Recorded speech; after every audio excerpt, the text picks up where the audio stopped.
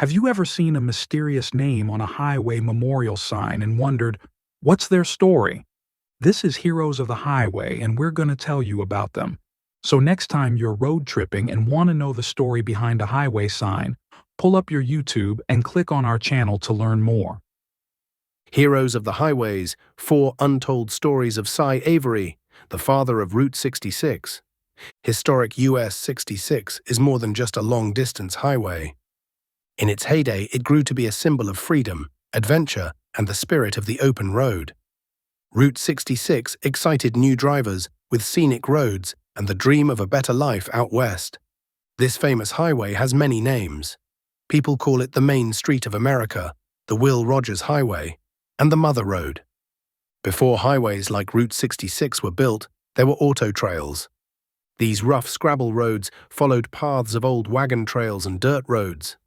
The wagon trails were created as pioneers traveled west to find gold, railroad jobs, and new opportunities. The dirt roads linked rural areas with towns, which made it easier for farmers to get products to market. By the late 1800s, auto clubs and private investors began building auto trails. In 1893, the federal government created the Office of Road Inquiry to work with state leaders and improve roads. From early to mid-20th century, car and truck travelers shared the auto trails with horse-drawn carriages. Driving proved difficult. Mixed surface roads, which were poorly maintained, tested even the most well-prepared travelers. Drivers had to rely on guidebooks, painted road signs, the occasional gas station, general stores and inns, their own supplies and tools, and quick thinking. They faced unpredictable challenges like harsh weather, impassable roads, and car troubles along the way. It took skill and determination to complete their journeys. World War I exposed the nation's poor roads to the War Department and the President. The U.S. Army struggled to move supplies efficiently, especially as railways became overloaded with military shipments, civilian travel, and industrial goods. Railroads proved unreliable during wartime because they were vulnerable to attacks, bombings, and sabotage. In 1919, the Army tested a cross-country convoy on the Lincoln Highway, from New York City to San Francisco. The trip was expected to take about 30 days. It stretched to 62 grueling days. Soldiers endured terrible roads, frequent breakdowns, collapsing bridges, slow speeds averaging just 6 miles per hour, and relentless weather. The obstacles and failures were clear signs that America's roads were unfit for military use. To fix this, the Office of Road Inquiry became the Bureau of Public Roads and set about enlarging its focus from state and local routes to national development of a federal highway system. In 1916 and 1921, Congress appropriated money to make a system of interconnected highways, crisscrossing America. In 1926, the National Highway System was born, and US Highway 66 replaced the Old Trails Road and the Ozark Trail. It created a single, continuous route through 8 states, linking Chicago in Illinois to Los Angeles in California. Over the decades, as the highway system expanded, officials decommissioned the original path of US Highway 66.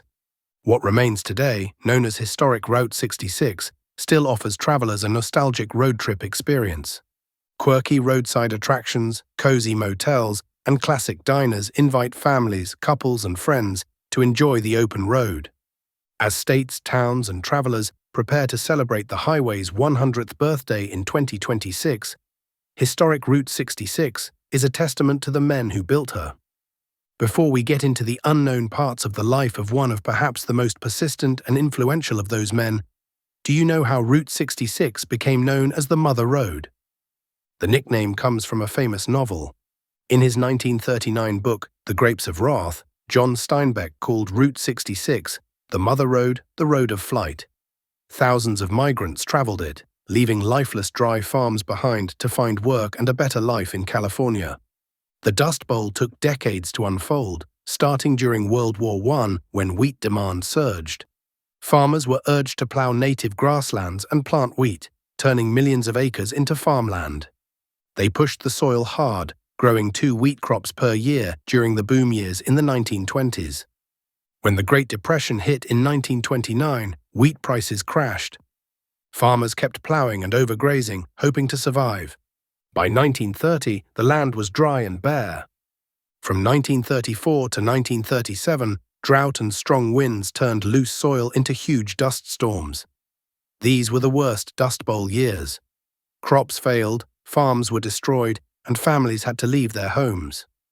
For many struggling Midwest farmers and workers, especially in Oklahoma, Route 66 became their road to hope. It carried them west, away from poverty, toward new opportunities. This use of US 66 was more than any of its planners could have dreamed. The Dust Bowl migrations from Oklahoma could have been much harder, especially if Kansas politicians had gotten their way in the mid-1920s when planning the highway that became Route 66. Without one man's vision, the road from Chicago to Los Angeles might have been US 62, running through Illinois, Missouri, Kansas, Colorado, Utah, and Nevada before reaching California. This would have skipped Oklahoma, Texas, New Mexico, and Arizona. His foresight and persistence shaped Route 66, the famous mother road used by Oklahomans to flee the devastation of the Dust Bowl. This man was Cyrus Avery, known as Cy to his fellow Tulsans. Tulsa proudly honors him with memorials and road signs recognizing him as the father of Route 66. Many celebrate his success, but few know the challenges he faced to help Tulsa and Oklahoma thrive, along with securing Route 66's path through the state. 1. Cy Avery stood for principle and justice. Did you know Cy Avery helped raise money to aid 10,000 people who lost everything in the 1921 Tulsa race massacre? The Tulsa World recorded his words, "These funds are not for sentiment or favor. They are necessary for food, shelter, and basic needs. Right now, we have one job: get it done and pay for it." Cy Avery stood apart from Tulsa's other powerful men. Many city leaders blocked relief, ignored suffering, and left families destitute. He chose to help, not exploit, pushing for aid and amends. After the Tulsa race massacre, he stood on principle. While others gave in to racial hatred, he helped his fellow citizens. The funds he raised went to the American Red Cross, where they were used to build a hospital and tend to the needs of the displaced families. A 2001 Oklahoma Commission report on the Tulsa race riot of 1921 recognized Cy Avery as one of the very few civic leaders and wealthy Tulsans who actively supported Greenwood residents in material ways. 2. Cy Avery was the best kind of civic leader. Did you know Cy Avery was a 32nd degree Scottish Rite Mason, which is the highest rank in that branch of Freemasonry? He was also a Shriner, a member of the ancient Arabic order of the Nobles of the Mystic Shrine.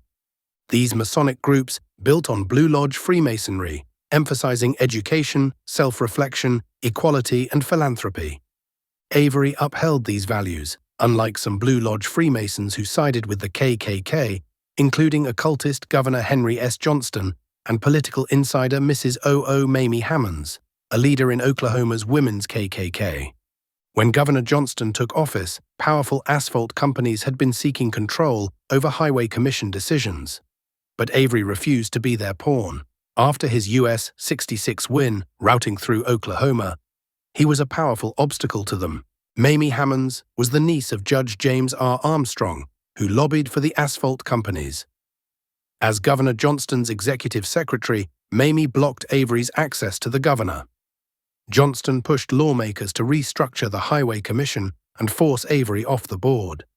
In 1928, under Johnston's influence, lawmakers dissolved the Highway Commission, removing Avery as his commission expired.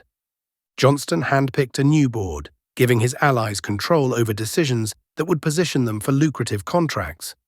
Johnston was a Freemason and governor, but not a good man. In 1929, he was impeached for corruption, mismanagement, and incompetence. Avery didn't dwell on his loss. In September 1928, he opened a car dealership and was recognized as a leading Oklahoma businessman. He played a key role in major infrastructure projects, including the Tulsa Municipal Airport, which opened in 1928, and the Spavinaw Water Supply System, which was completed in 1929. During the Dust Bowl and Great Depression, between 1935 and 1937, he led District 1 of Oklahoma's Works Progress Administration, creating jobs for 119,000 Oklahomans. 3. Cy Avery was more than a resilient civic leader and businessman. He had a deep respect for the land. Did you know Cy Avery was ahead of his time when it came to regenerative farming? On his own land, he worked on bringing back native Oklahoma grasses and raised Hereford, Holstein, and Ayrshire cattle, Duroc hogs, Shropshire sheep, and Percheron horses on those grasses. And our fourth nugget about Cy Avery. He lived a modest life, but left a big impact. Despite their wealth, Cy and Essie Avery lived modestly in Tulsa, not on his expansive farmlands. Census records show they had no live-in help, unlike their Owasso Avenue neighbors. The Averys had 3 children, 5 grandchildren, and a great-grandchild when they passed. When Cyrus Stevens Avery passed in 1963, newspapers remembered him as a kind, creative, and selfless community builder. The Tulsa Tribune called him a booster in the best meaning of the word. So this, fellow road trippers, is the life and little-known facts about Cyrus Stevens Avery, the father of Route 66.